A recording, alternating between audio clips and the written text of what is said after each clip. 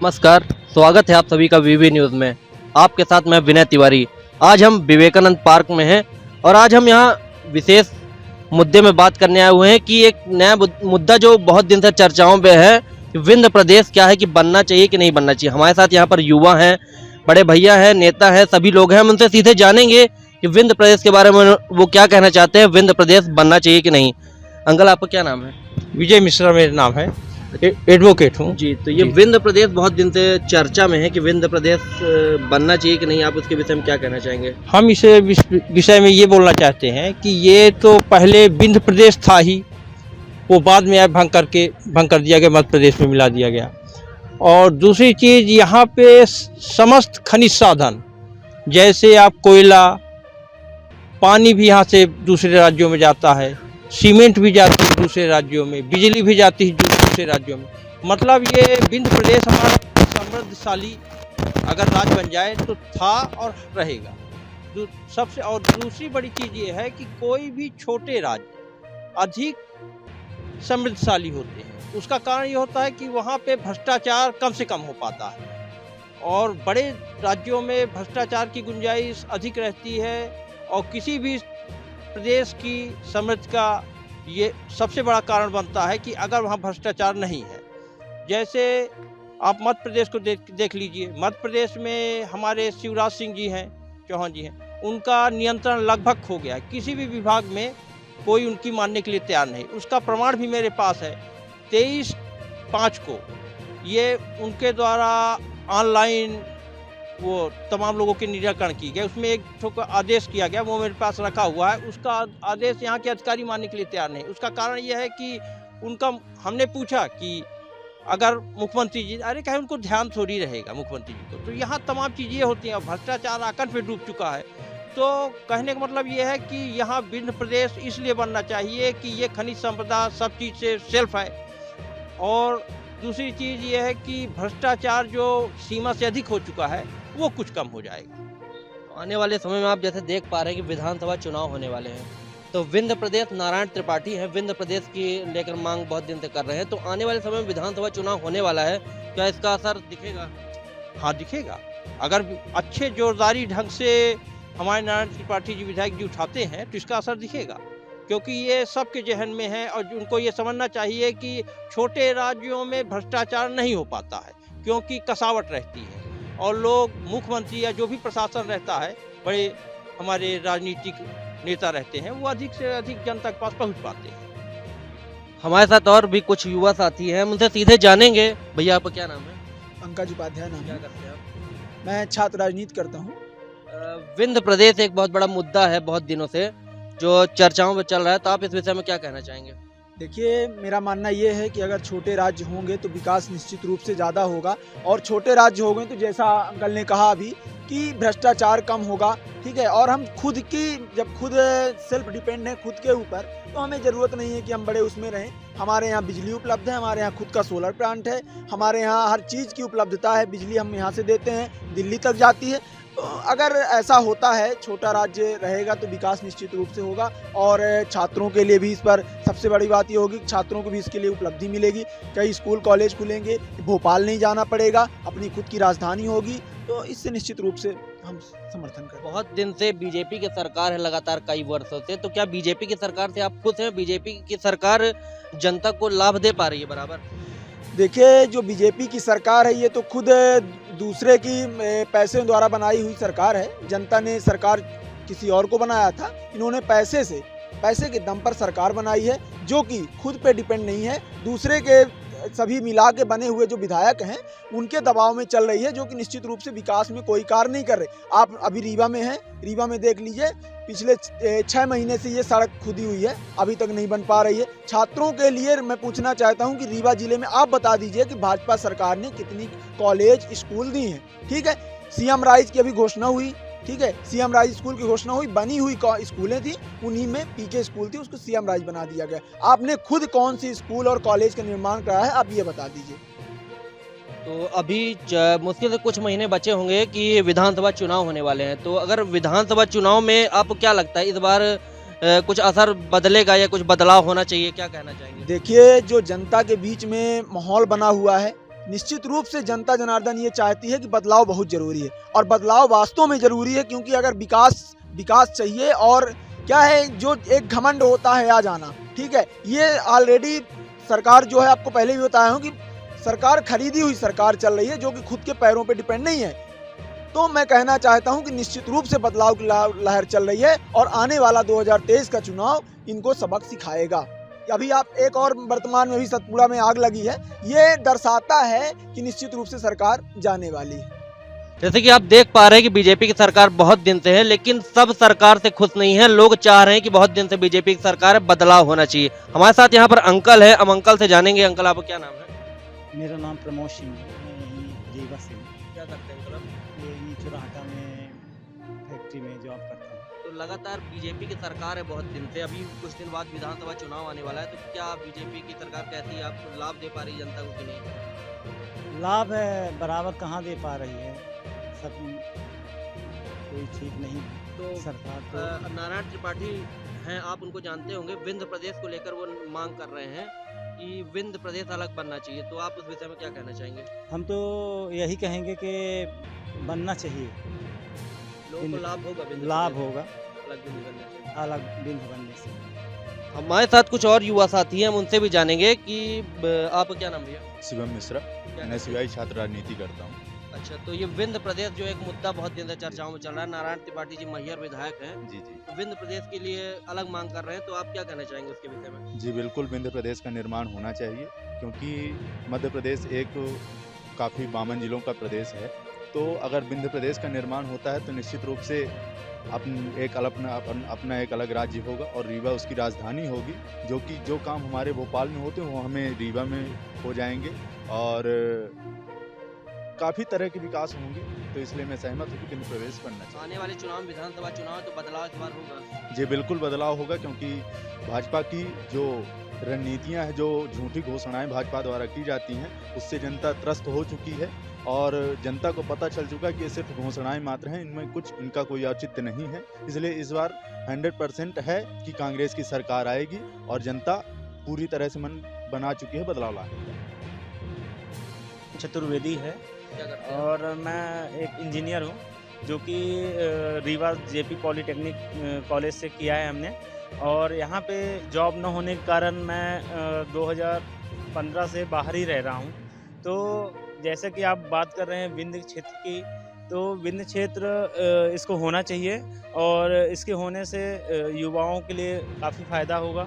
और जो हम लोग बाहर जॉब करने जा रहे हैं, और यहाँ पे सोलर प्लांट होने के बावजूद भी, और JP फैक्ट्री होने के बावजूद, इतनी सारी फैक्ट्रियाँ होने के बावजूद भी हम लोग बाहर जा रहे हैं। तो ये हम लोग क्यों बाहर जा रहे हैं? क्योंकि हम लोग को यहाँ पे जॉब मिल नहीं पा रही सरकार है। तो बहुत सारी घोषणा कर रही है। जब मोदी जी आए थे, कहे थे कि लाखों युवाओं को, पता नहीं कितने लाखों युवाओं को रोजगार जी। मिलेगा, तो पर 2015 से आप बता रहे हैं लगातार बाहर है। जी, जैसे कि बाहर तो है, बाहर जैसे निकलते हैं तो काफ़ी जॉब्स हैं, हर चीज़ अवेलेबल है, बट यहाँ पे जो विंध्य क्षेत्र की बात किया जाए तो हमारे विंध्य में कोई जॉब नहीं है। यहाँ पे 8 से 10 हज़ार की जॉब, वही जॉब शॉप में जॉब है या फिर कहीं और है, बट 8 से 10 हज़ार से ज़्यादा कोई जॉब नहीं है, और इतनी महंगाई में 8 से 10 हज़ार में कुछ नहीं होगा। इसलिए युवाएँ निरंतर बाहर जा रहे हैं, और वो बाहर से यहाँ मतलब विंध्य में आने की फैसला नहीं कर रहे हैं। जो बाहर निकल गए तो विंध्य के बाहर ही रह रहे हैं। विंध्य अलग प्रदेश बन जाएगा तो क्या लोगों को फायदा होगा? उससे काफ़ी फ़ायदाएँ होंगे। यहाँ पे अगर ये हमारा विंध्य बन जाएगा तो जो भी बाहर की कंपनियां हैं यहाँ पे इन्वेस्टमेंट करेगी, और यहाँ पे इन्वेस्टमेंट करेगी तो हमारे युवाओं को काफ़ी अच्छा जॉब मिलेगा। और जो हमारे युवाएं हैं वो इंदौर, भोपाल, दिल्ली घूम रहे हैं, तो वो वहाँ पे ना जाके यहीं पे अच्छी तरह से अपना हुनर दिखाएंगे, और काफ़ी विकास करेंगे यहाँ पे। बेरोजगारी के विषय में आप क्या कहना चाहेंगे? देखिए, आपने बड़ा प्रश्न किया है, जो कि निश्चित रूप से विधानसभा चुनाव नज़दीक है, और बेरोजगारी और महंगाई इस समय सबसे बड़ा विषय है। ठीक है, छात्र 12वीं कंप्लीट होता है, उसके बाद उसके माता पिता जो सामान्य परिवार से आते हैं, उसको किसी तरह कॉलेज में एडमिशन करा के पढ़ाई करवाते हैं कि हमारा बेटा आगे बढ़ के कुछ करेगा, जॉब मिलेगी अच्छी। यहाँ क्या होता है, यहाँ पे रीवा ज़िले में एक सोलर प्लांट है, उसके यहाँ क्या नियम बनाया गया था कि 70% स्थानीय लोगों को रोजगार दिया जाएगा।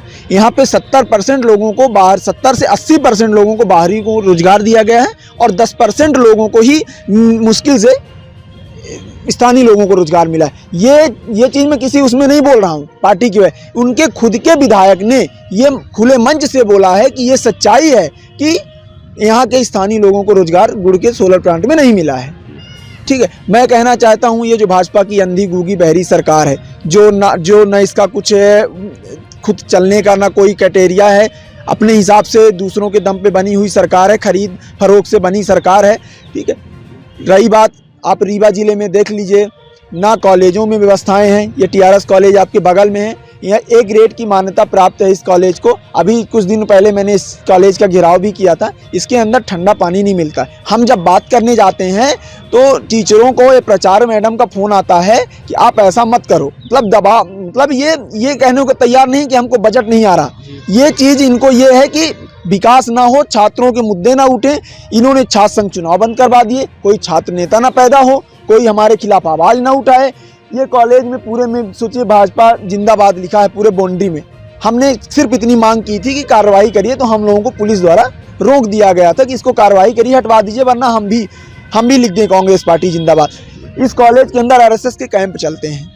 मैं पूछना चाहता हूँ, ये शिक्षा का मंदिर है, अगर शिक्षा का मंदिर है तो कोई पार्टी का नहीं होना चाहिए, वहाँ सबके लिए बराबर होना चाहिए। मैंने कुछ नहीं किया था, मैंने भाजपा का पट्टा देने जा रहा था मैडम को, वो उनको बुरा लगा, पुलिस बुलाई और हम लोगों की गिरफ्तारी हुई। ठीक है, रही बात विकास की, मैं पूछना चाहता हूँ किस चीज़ का रीवा जिले में विकास हुआ है। ये रोड आप देख लीजिए, ये जब उधरने लगती है तो हर 15 दिन में इसमें डाबरीकरण कर दिया जाता है ताकि हमारा जो विकास है वो दिखे ना। राजेंद्र शुक्ला जी ने किस चीज़ का विकास किया है? फ्लाईओवर के अलावा। क्या फ्लाईओवर से हमारा पेट भरने वाला है? क्या हमको रोजगार मिलने वाला है? क्या हमको अच्छी शिक्षा मिलने वाली है? इस फ्लाईओवर से कौन सा विकास होगा? आप खुद बताइए, कौन सा विकास हुआ? क्या रोड बनाना विकास है? आपने रोजगार के लिए क्या किए? आपने कौन से उद्योग लगा दिए? कौन से फैक्ट्री लगा दीजिए? हम स्थानीय विधायक जी हैं, 8 विधायक हैं, एक सांसद हैं, अंधे गूंगे बने रहेंगे, मन की बात करने को तैयार रहेंगे, जनता की बात सुनने को कोई तैयार नहीं होता इनकी सरकार में।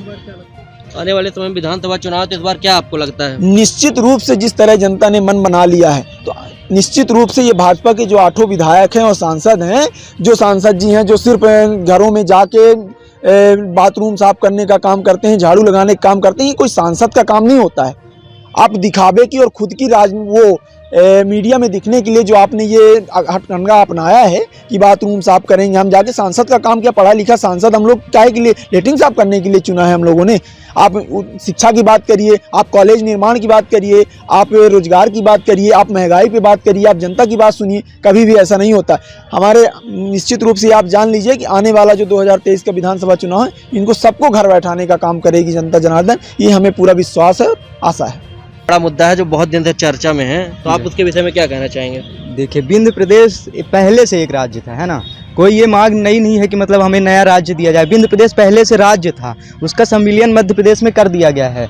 मैं चाहता हूं कि जो यहाँ के प्रतिनिधि हैं उनको, मैहर विधायक नारायण त्रिपाठी जो विंध्य निर्माण को लेकर लगातार मांग उठा रहे हैं और सरकार के विरुद्ध काम कर रहे हैं, मतलब कि हमें हमारा प्रदेश लौटा दो, हमें विंध्य प्रदेश दे दो, तो वो मांग, मतलब वो हमारा अधिकार है, क्योंकि ये हमारा राज्य पहले से ही था, इसको मिला दिया गया मध्य प्रदेश में। अब मैं ये, मतलब यहाँ के जो प्रतिनिधि हैं उनको विधायक जी का साथ देना चाहिए और मांग उठानी चाहिए कि हमारा विंध्य प्रदेश अलग करें। विंध्य प्रदेश अलग करने से एक तो राज्य छोटा हो जाएगा, छोटा राज्य होने से क्या फ़ायदा होगा कि यहाँ के लोगों को रोजगार मिलेंगे, तरह तरह की कंपनियाँ यहाँ उद्योग स्थापित करेंगी। यहाँ के लोकल जो युवा हैं बेरोजगार घूम रहे हैं, जो नशे की लत, जिनको नशे की लत लग रही है, लगातार क्राइम हो रहा है, वो सब काम आएगा।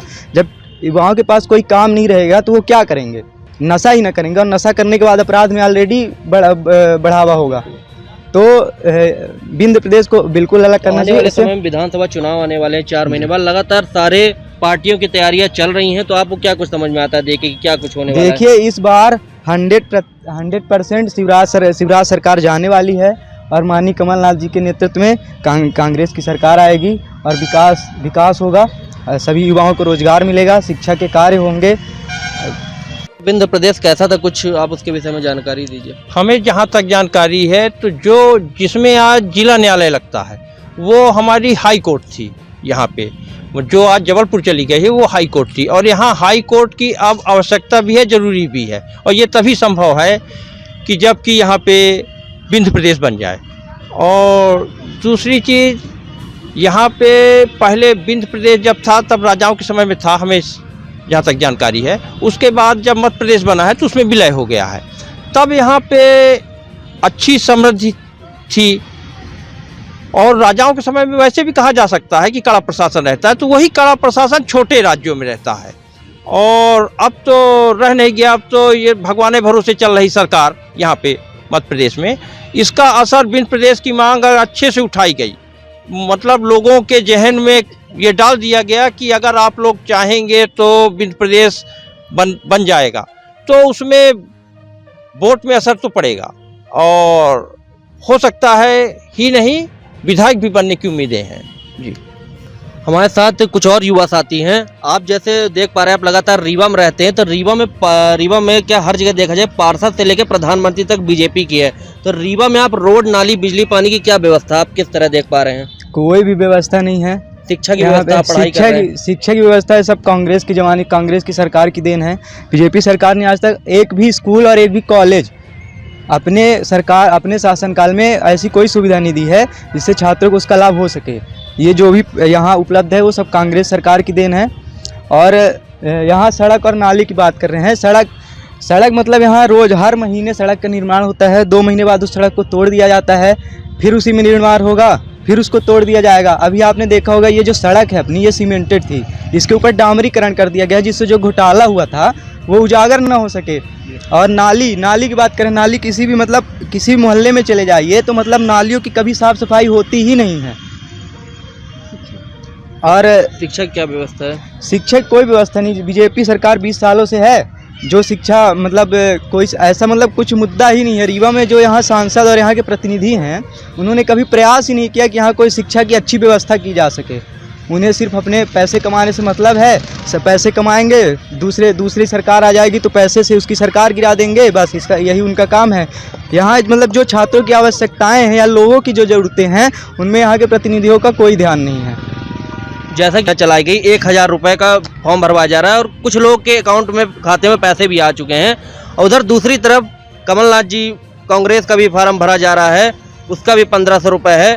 तो आप इस विषय में क्या कहना चाहेंगे? देखिए, मैं इस विषय में ये कहना चाहता हूं कि जो शिवराज सिंह जी की लाडली बहना योजना है, इसमें इन्होंने कहा था कि हम हर महिलाओं को 1000 रुपये देंगे, ये घोषणा थी उनकी, ठीक है। उसके बाद इसमें कई नियम निकाले गए कि 60 साल से ऊपर वालों को नहीं दिया जाएगा, जिनके घर में सरकारी हैं उनको नहीं दिया जाएगा, जिनके पास 2 एकड़ से ज़मीन ज़्यादा है उनको नहीं दिया जाएगा, ठीक है। बहुत सारे नियम निकाले गए, जिसमें 4 लाख रीवा जिले में फॉर्म भरे तो मुश्किल से 50,000 लोगों के उसमें पैसे दिए गए, ठीक है। और बहुत सारे नियम निकाल कर उनको ख़त्म कर दिया गया कि आप वैल्यूबल नहीं है। लेकिन कमलनाथ जी की जो योजना है कि हम 1500 रुपये हर महिलाओं को और सिलेंडर 500 रुपये देंगे, वो उन्होंने हर महिलाओं को देने का वादा किया है। शिवराज सिंह जैसे झूठी घोषणाओं का काम नहीं किया है कि हम हर महिलाओं को देंगे, उसके बाद इसमें नियम आएगा कि सिर्फ यही महिलाओं को ही मिल पाएगा। और कमलनाथ जी ने जो योजना दी है उसमें कोई भी नियम बाध्य नहीं है, वो हर महिलाओं को जो 18 साल से ऊपर हैं उनको मिलेगा।